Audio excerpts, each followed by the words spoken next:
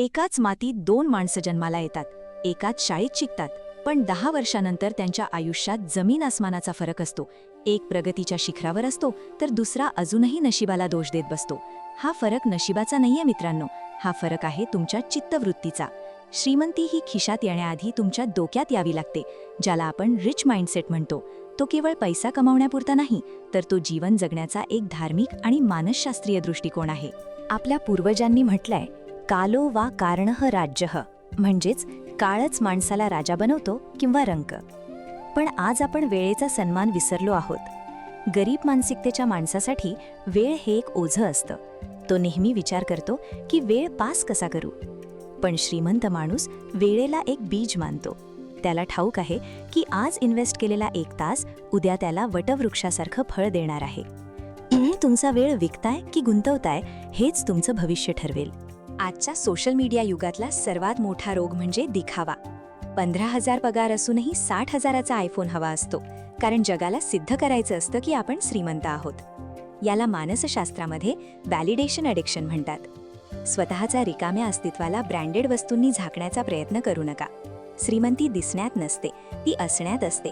जगाला काय वाटेल यापेक्षा तुमची बॅलन्स शीट काय सांगते हे जास्त महत्त्वाचं आहे. रॉबर्ट कियोसाकी एक महत्त्वाचं सूत्र सांगतात. श्रीमंत लोक आधी ॲसेट्स म्हणजेच मालमत्ता बनवतात आणि गरीब लोक आधी लायबिलिटीज म्हणजे देणी विकत घेतात.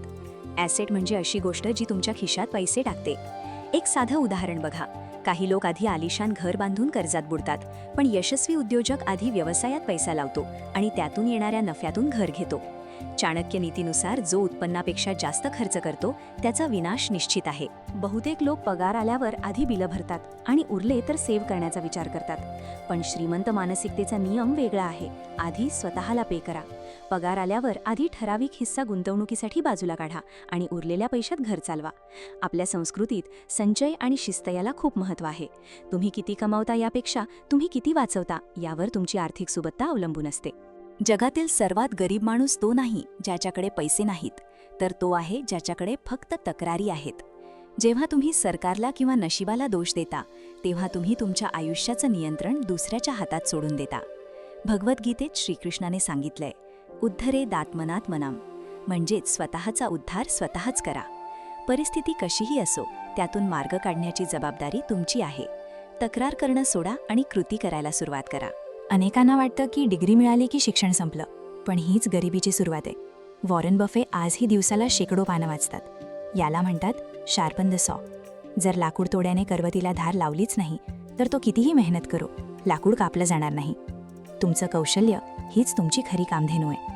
आजच्या युगात तुमची शिकण्याची गतीच तुमची आर्थिक प्रगती ठरवते. स्वतःला अपडेट ठेवणं ही चैनीची गोष्ट नाही, तर गरज आहे. गरीब माइंडसेटचा माणूस पैसे वाचवण्यासाठी आपला मौल्यवान वेळ खर्च करतो, पण श्रीमंत माणूस आपला वेळ वाचवण्यासाठी पैसे खर्च करतो. तो विचार करतो, जर माझ्या 1 तासाची किंमत 1000 रुपये असेल, तर मी 200 रुपये देऊन हे काम दुसऱ्याकडून का करून घेऊ नये. याला म्हणतात आउटसोर्सिंग. तो आपला वेळ वाचवतो, जेणेकरून तो मोठ्या कल्पनांवर काम करू शकेल. ही मेजाज नाही, हे टाइम मॅनेजमेंट आहे. गरीब मानसिकता ही कमतरतेवर आधारित असते. त्यांना वाटतं की दुसऱ्याला मिळालं तर मला कमी मिळेल. पण श्रीमंत मानसिकता विपुलतेवर विश्वास ठेवते. ते विन विन व्यवहार करतात. त्यांना माहिती आहे की जर समोरच्याचा फायदा झाला तर आपला फायदा आपोआपच होईल. मत्सर हा प्रगतीचा सर्वात मोठा शत्रू आहे. जेव्हा तुम्ही इतरांच्या यशाचा आनंद साजरा करता, तेव्हा तुम्ही यशाला स्वतःकडे आकर्षित करता. मित्रांनो, श्रीमंती म्हणजे केवळ बँक बॅलन्स नाही. श्रीमंती म्हणजे एक शिस्तबद्ध जीवनशैली आणि प्रगल्भ विचार आहेत. आजपासून तक्रार करणं बंद करा, दाखवण्यासाठी जगणं सोडा आणि स्वतःच्या कौशल्यात गुंतवणूक करा. लक्षात ठेवा, लक्ष्मी ही चंचल असली तरी ती अशाच ठिकाणी स्थिरावते जिथे कर्तव्य, शिस्त आणि ज्ञान यांचा संगम असतो.